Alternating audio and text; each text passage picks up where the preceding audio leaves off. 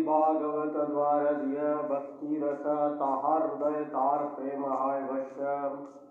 इन दो भागवतों के कार्यों के माध्यम से भगवान जीव के हृदय में दिव्य प्रेममय सेवा के रस का संचार करते हैं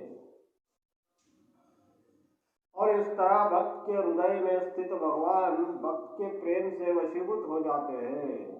भगवान प्रेम के वशीभूत होने के लिए भक्तों का चरित्र का अध्ययन करना चाहिए, श्रवण करना चाहिए और भगवान के लिए प्रेममय सेवा का करना चाहिए। उससे रस का संचार हृदय में होता है। भगवान का भगवान रसो वैसा रस है। भगवान वो प्रेममय रस हमारे हृदय में उतरना है तो सेवा भजन श्रवण करना आवश्यक होता है। जैसे माता गंगा जी को भगीरथ ने धरती पर लाया, इसके लिए बहुत कष्ट पाया, कैसे? तपस्या के द्वारा। ऐसे ही भगवान का जो रस का धारा है वो हृदय में उतरने के लिए भी भजन करना, तपस्या करना है। बिना तपस्या का कुछ प्राप्ति नहीं होता। कुछ भी वस्तु प्राप्त करना है तो उसके लिए तपस्या करना ही आवश्यक है। एक अद्भुत समकाले दोहार प्रकाश और अद्भुत चित्त गुहार तमा करे नाश। पहला आश्चर्य यह है कि दोनों भाई एक साथ प्रकट होते हैं और दूसरा या हृदय का गहराई अंतर मन को प्रकाशित करते हैं।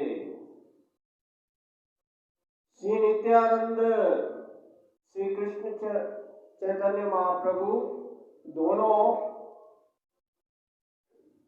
प्रेम का प्रकाश है।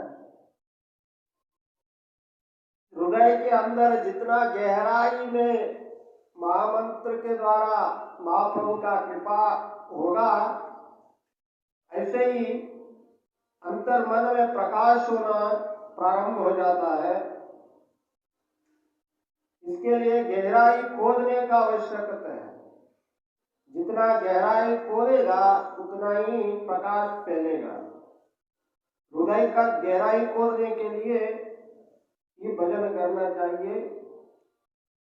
ये दोनों प्रकट हो जाते हैं चित्त में, हृदय में, अंधकार को नाश करके प्रकाश का फैलने प्रारंभ कर देते हैं।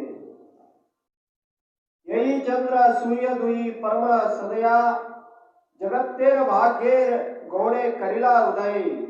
ये दोनों सूर्य तथा चंद्रमा संसार के लोगों के प्रति अत्यंत दयालु है। निताय गौर निताय सूर्य है तो गौर चंद्रमा है। दोनों ही बहुत दयालु है। संसार के सारे लोगों का ऊपर अनुकंपा करते हैं, समस्त लोगों का सौभाग्य जगाते हैं हेतु बंगाल के क्षितिज पर उदित हुए हैं। बंगाल में प्रकट हुए सेनवशी की सुप्रसिद्ध प्राचीन राजधानी गौड़ देश या गौड़ के नाम से विख्यात थी। वर्तमान मालदा जिले से स्थित थी। बाद में ये राजधानी नवद्वीप के पास गंगा की पश्चिम दिशा में स्थित नवे अथवा मध्यवर्ती द्वीप में स्थानांतरित कर दी गई है, जो आज मायापुर के नाम से विख्यात है। तब यह गौड़पुर कहलाती थी। चैतन्य महाप्रभु प्रकट हुए वह नित्यानंद प्रभु वीरभूमि जिले से आकर उनसे मिले। वो गौड़ देश के क्षितिज पर कृष्ण भक्ति के विज्ञान के प्रसार करने के लिए प्रकट हुए। गौरचंद्र का आगमन का कारण कृष्ण का प्रेम प्रसार करना। और भविष्यवाणी की गई है कि जिस तरह सूर्य और चंद्रमा धीरे धीरे पश्चिम दिशा में चले जाते हैं, उसी तरह 500 वर्ष पूर्व उन्होंने जो कार्य प्रारंभ किया था संकीर्तन का, वह उनकी कृपा पाश्चात्य सभ्यताओं तक पहुंच जाती है, मतलब विदेशियों में भी उसका फैल जाता है। तब भी भविष्यवाणी हो गया था। चैतन्य महाप्रभु तथा नित्यानंद प्रभु भक्त जीवों के 5 प्रकार से अज्ञान को दूर भगाते हैं। प्रति जीव के 5 प्रकार अज्ञान रहता है, उस 5 प्रकार का अज्ञान भगाने में सक्षम है। महाभारत में उद्योग पर्व अज्ञान के इन 5 प्रकार का वर्णन हुआ है महाभारत में। पहला वाला शरीर को ही आत्मा मानना।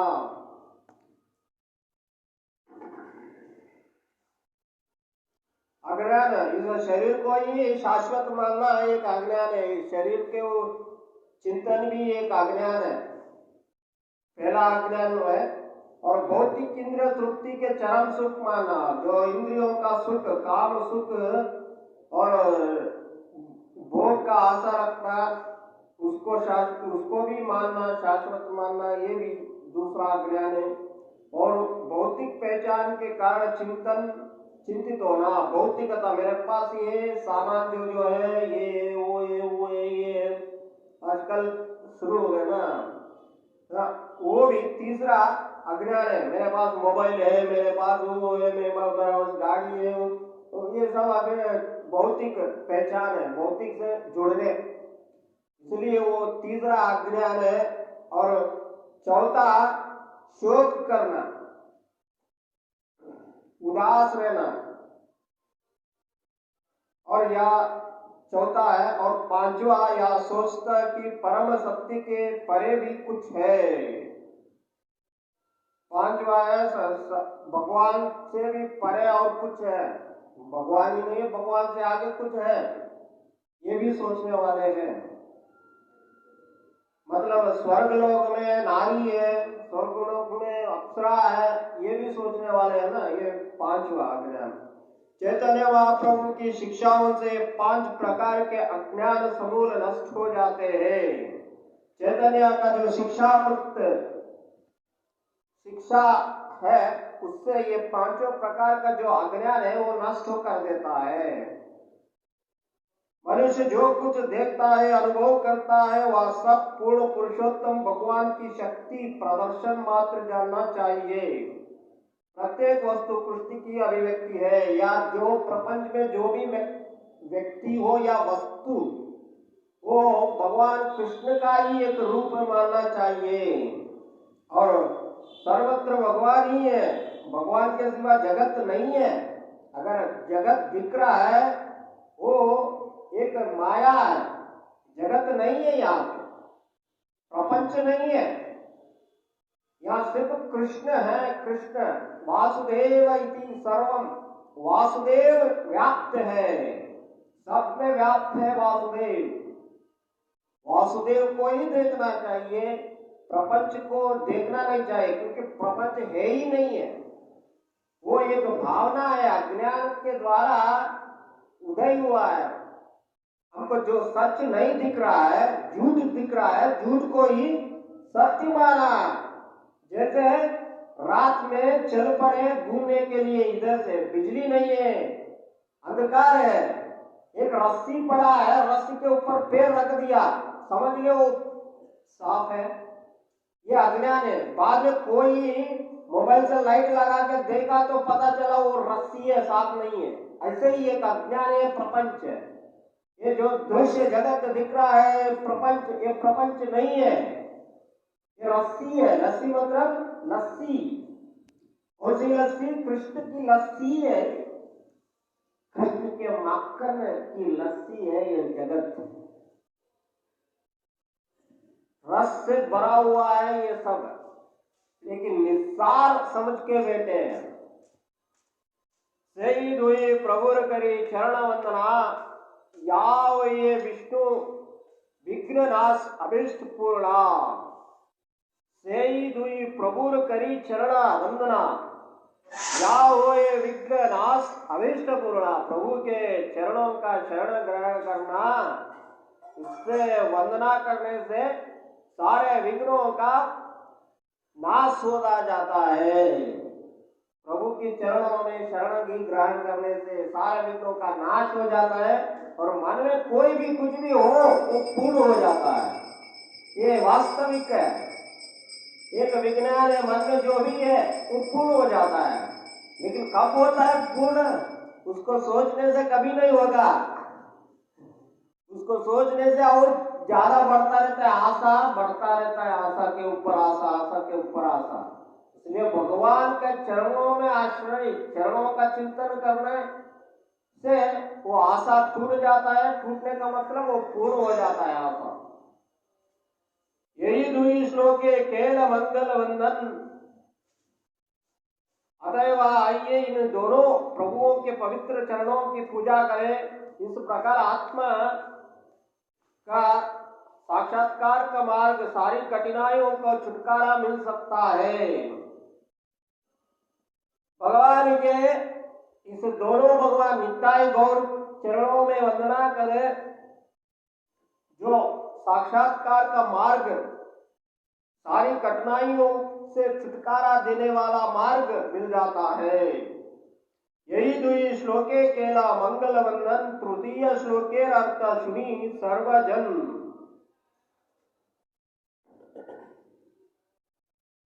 मैंने इन दोनों श्लोकों के माध्यम से भगवान से आशीष प्राप्त करने की कामना की है।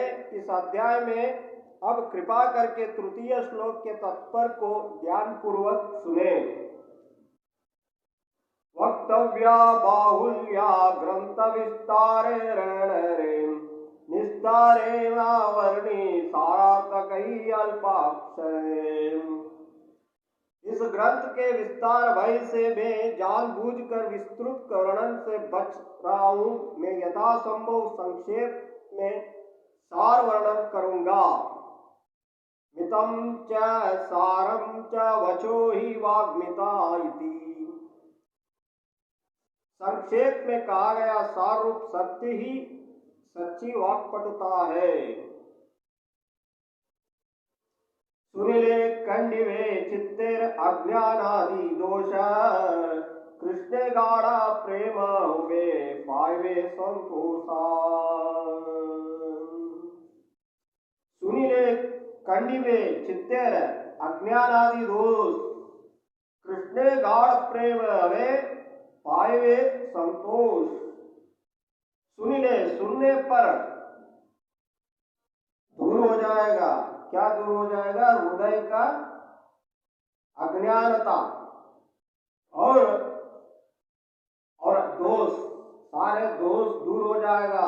श्रवण करने से अज्ञान दूर हो जाएगा। क्या होगा? भगवान कृष्ण में प्रगाढ़ प्रेम बढ़ने लगेगा। अज्ञान दूर होके कृष्ण प्रेम बढ़ने लगेगा। पाए संतोष, उस प्रेम क्या करता है? आदमी को संतोष करता है।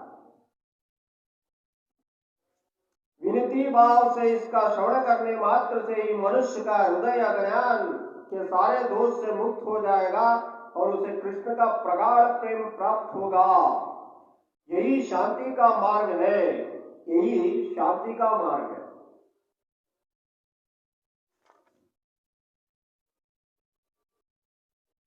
भिन्न भिन्न लिखा याची करिया विचार, सुनिले जानिवे सब वस्तु तत्व सार।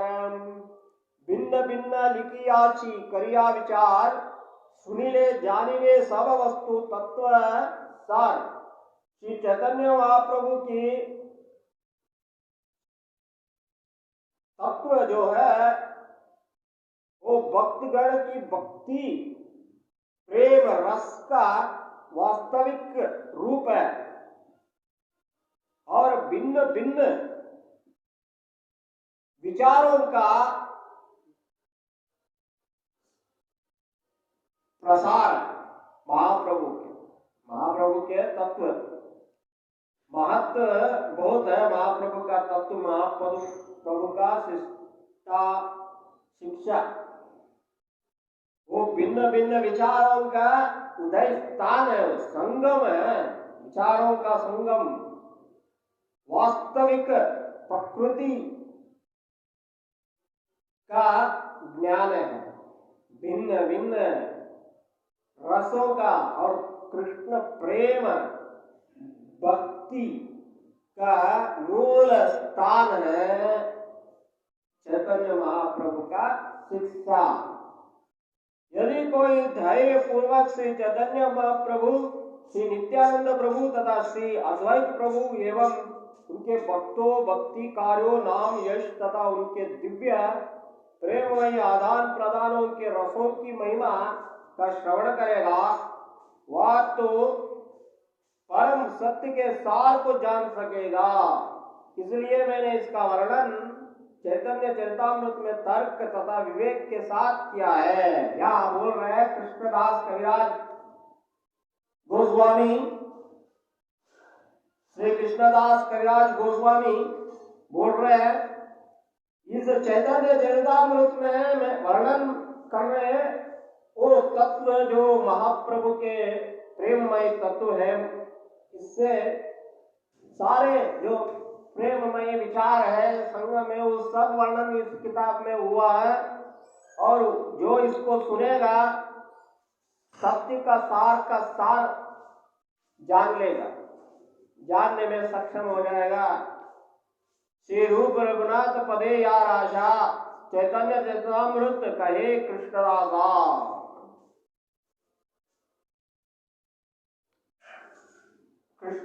कृष्णदास कविराज गोस्वामी बहुत विवेक चिंतन के द्वारा इस किताब का लिखे हैं, और वंदना कर रहे हैं श्री रघुनाथ दास गोस्वामी चरण कमलों में स्तुति करते हुए, सदैव उनकी कृपा की कामना करते हुए और उनके चरणों का अनुसरण करते हुए कृष्णदास श्री चैतन्य चरितामृत का वर्णन कर रहे हैं। इस प्रकार श्री चैतन्य चरितामृत आदि लीला का गुरुवर्ग नाम का प्रथम अध्याय का भक्ति से तात्पर्य पूर्ण हुआ।